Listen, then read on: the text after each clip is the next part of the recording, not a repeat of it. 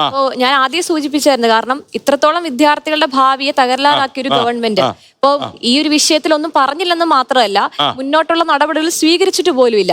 വീണ്ടും എക്സാം തയ്യാറാക്കുകയാണ്. ഇപ്പൊ എനിക്ക് തോന്നുന്നു പല വിദ്യാർത്ഥികളുടെ ഇടയിലും എനിക്ക് തോന്നുന്നു ടെലഗ്രാം ഉൾപ്പെടെ ഇപ്പോഴും ചോദ്യപേപ്പറുകൾ വരുന്നൊരു സാഹചര്യമുണ്ട്.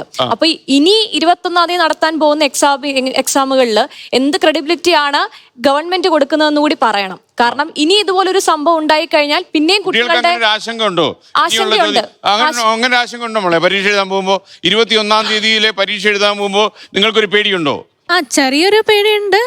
ഇനി കുറച്ചും കൂടി ബുദ്ധിമുട്ടായിരിക്കോ അതല്ല ഞാൻ ചോദിച്ചത്. അതായത് ഇനിയും ക്വസ്റ്റ്യൻ ലീക്ക് ചെയ്യപ്പെടാം, അങ്ങനെയൊക്കെ ഉള്ള പേടിയുണ്ടോ? അങ്ങനത്തെ ഉള്ള സാധ്യതയുണ്ട്. ബട്ട് നമുക്കൊന്നും പറയാൻ പറ്റില്ലല്ലോ. സോ നമ്മൾ പ്രിപ്പയർ ചെയ്ത ബെസ്റ്റ് കൊടുത്ത് നമ്മൾ പോയി എഴുതിയിട്ട് വരിക. നമ്മളിപ്പോ അത് ആലോചിക്കേണ്ട ആവശ്യമോ അതൊന്നും ഇല്ലല്ലോ. നമ്മൾ അപ്പൊ അങ്ങനെ ഒരു സാധ്യതകൾ ഇപ്പോഴും നിലനിൽക്കുന്നുണ്ട്. അപ്പൊ ഇപ്പോഴും രാജ്യത്തിന്റെ വിദ്യാഭ്യാസ മന്ത്രി അടക്കം യാതൊന്നും സംസാരിക്കാതെ ഇത്തരത്തിലേക്ക് ഒരു വിഷയത്തെ കൃത്യമായി അഡ്രസ് ചെയ്യാത്തൊരു സാഹചര്യമാണ് നിലവിൽ ഇന്ത്യയിലുള്ളത്. ഇപ്പൊ നമുക്കറിയാം, രാജ്യത്ത് വിദ്യാഭ്യാസ മേഖല എന്ന് പറയുന്ന ഒരു കറണ്ട് ലിസ്റ്റിൽ ഉൾപ്പെട്ട ഒരു കാര്യമാണ്. അതിനെ സെൻട്രലൈസ്ഡ് ആക്കിക്കൊണ്ട് ഇപ്പോ ഈ നീറ്റ് ഉൾപ്പെടെ എനിക്ക് തോന്നുന്നു വന്നത് 2013-ലാണ്. അതിനു മുമ്പ് സ്റ്റേറ്റ് വൈഡ് ആയിരുന്നു എക്സാം. ഇപ്പൊ കേരളത്തിൽ ഒരു എൻട്രൻസ് എക്സാം, തമിഴ്നാട്ടിൽ ഒരു എൻട്രൻസ് എക്സാം, അങ്ങനെ ആയിരുന്നു. ഇപ്പൊ 2013 ഒരു വൺ നേഷൻ അല്ലെങ്കിൽ വൺ എക്സാം എന്ന് പറയുന്ന ഒരു കൺസെപ്റ്റിലാണ് 2013 അത് ഓൾ ഇന്ത്യ സെൻട്രലൈസ്ഡ് ആയിട്ടുള്ള ഒരു എക്സാമിലേക്ക് വന്നത്. അപ്പൊ അങ്ങനെ നടത്തുമ്പോൾ ഇത്രത്തോളം വിദ്യാർത്ഥികൾ ആ എക്സാമിനെ എഴുതുമ്പോൾ ഇപ്പോൾ ഏറ്റവും കൂടുതൽ ചിലപ്പോൾ ബാധിക്കാൻ പോകുന്ന നമുക്കറിയാം റൂറൽ ഏരിയാസിലുള്ള ഇപ്പോൾ അല്ലെങ്കിൽ ബാക്ക്വേർഡ് ക്ലാസ്സിലുള്ള വിദ്യാർത്ഥികൾ. ആ ഒരു വിഭാഗം വിദ്യാർത്ഥികളെ നമ്മൾ ഏത് രീതിയിൽ അഡ്രസ്സ് ചെയ്യണം?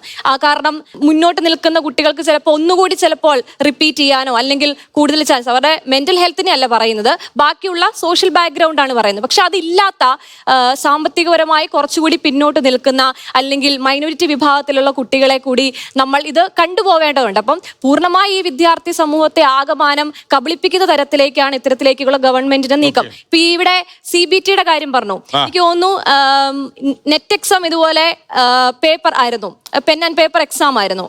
അത് ക്വസ്റ്റ്യൻ പേപ്പർ ചോർന്നതിന് ശേഷമാണ് അത് CBTയിലേക്ക് മാറ്റിയിട്ടുള്ളത്. പിന്നീട് അത് ഓൺലൈൻ എക്സാം ആക്കി മാറ്റിയിട്ടുള്ളത്. പക്ഷേ ഇവിടെ 22 ലക്ഷത്തോളം വിദ്യാർത്ഥികൾ, ചിലപ്പോൾ കൂടാം. അപ്പോൾ എനിക്കൊന്ന് കഴിഞ്ഞ തവണയൊക്കെ 24-25 ലക്ഷങ്ങളായിരുന്നു നീറ്റ് എക്സാം എഴുതിയ വിദ്യാർത്ഥികളുടെ എണ്ണം.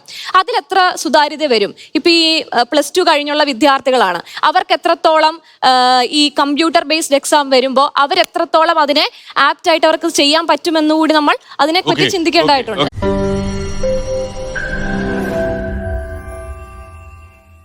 ലോകത്തെവിടെയായാലും ഏത് സമയത്തും 24 വാർത്തകളും ഓഗ്മെന്റഡ് റിയാലിറ്റി പാക്കേജുകളും എക്സ്പ്ലെയിനറുകളും വിശദമായി കാണാൻ ഞങ്ങളുടെ YouTube ചാനൽ നിങ്ങൾക്ക് സബ്സ്ക്രൈബ് ചെയ്യാം.